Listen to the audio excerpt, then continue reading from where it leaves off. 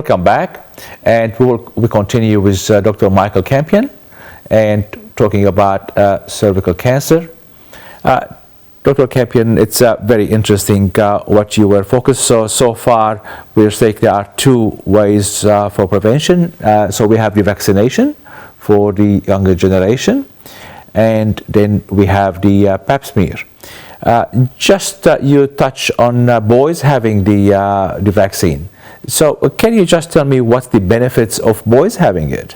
Well, cervical cancer is probably the first human cancer which has been identified as having a single necessary component of its causation.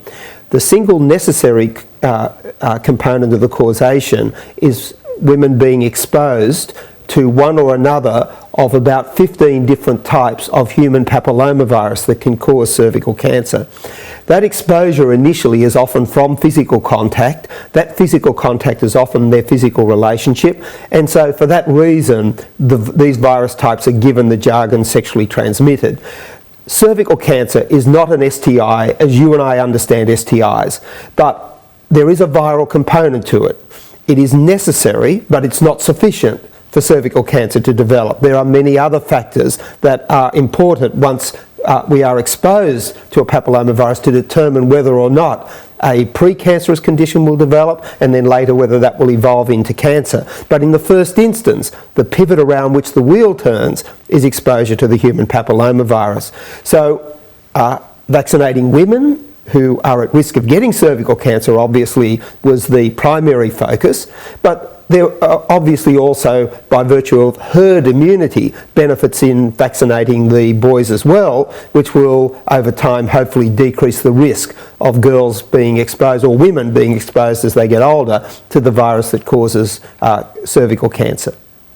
So the message here to our viewers is the vaccination, even for your boys, is important to prevent their future wives or partners and fiancés. Is that correct? It's a really important message, James, and it's not a focus on infectious disease, and it's not a focus on sexually transmitted diseases. It's a focus on cancer prevention.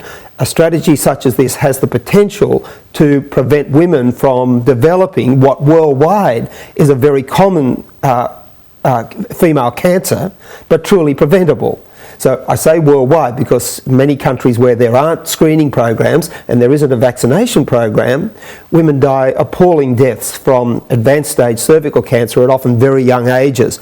Truly preventable. And as you said, the combination of the two strategies, primary prevention by vaccination and screening to detect precancerous changes with a view to preventing those from developing into malignancy. The combination of those things represent very powerful strategies for the prevention of what would otherwise be a common cancer killer of women.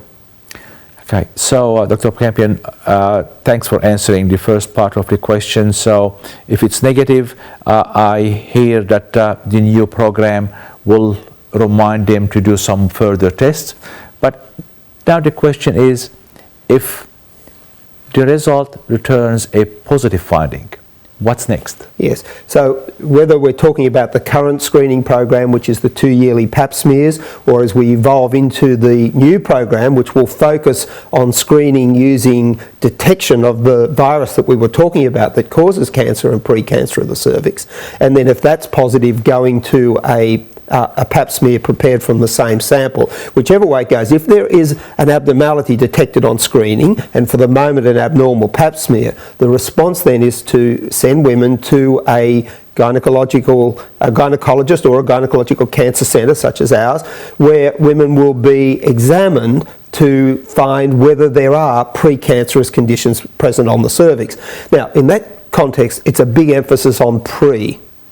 This is an abnormality which, if present, has the potential over time of turning into cancer, but is not cancer, and is curable with very, very high success rates with a single treatment.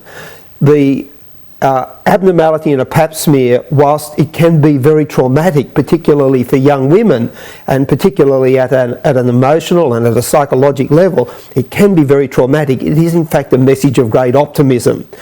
One of the most common cancer killers of young women worldwide, scratch it off the list because it's preventable. So if an abnormality is detected in a pap smear, the response is an examination which looks to find where the abnormality is on the cervix that's producing the abnormal pap smear, and a single, usually, what is from our point of view fairly simple treatment. I know it's not simple from women's point of view, but a fairly simple treatment from a medical point of view has a very, very high chance of eradicating that forever. So again, a lot of women perhaps won't get pap smears done because they're worried what will happen if there is an abnormality. The next step, although I wouldn't want to suggest that it's anything other than pretty intrusive and, as I say, psychologically traumatic for those young women, it is a message of great optimism. One of the most common cancer killers of women worldwide, scratch it off the list. Thanks, Dr. Campion. So how if the result returns a positive finding at a bit of advanced case of positive result? So once the assessment is done of a woman who has an abnormality in a pap smear, in most instances the abnormality which will be detected will be a precancerous change, which is easily treated. Occasionally the abnormality will be more severe and may already be an early invasive cancer. But if cervical cancer is picked up early, most of the time it is still completely curable. So again, the message is screening, screening, screening in order to pick up precancer, usually to ensure cancer doesn't develop. But even if cervical cancer is present, it is, if it's picked up early enough, completely curable in the vast majority of women. Thank you very much, Dr. Michael Campion. Thanks for coming tonight.